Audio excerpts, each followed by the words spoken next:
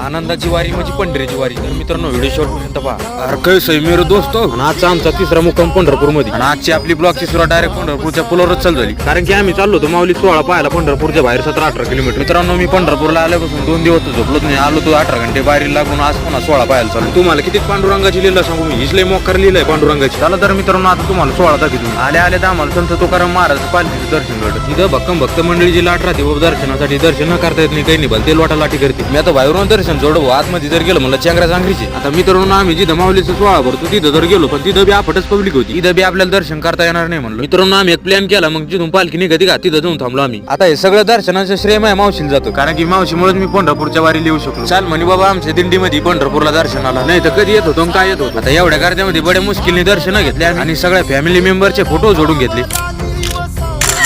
आता मित्रांनो इथून पुढे वारकऱ्याचा आनंदाचा 16 पहा.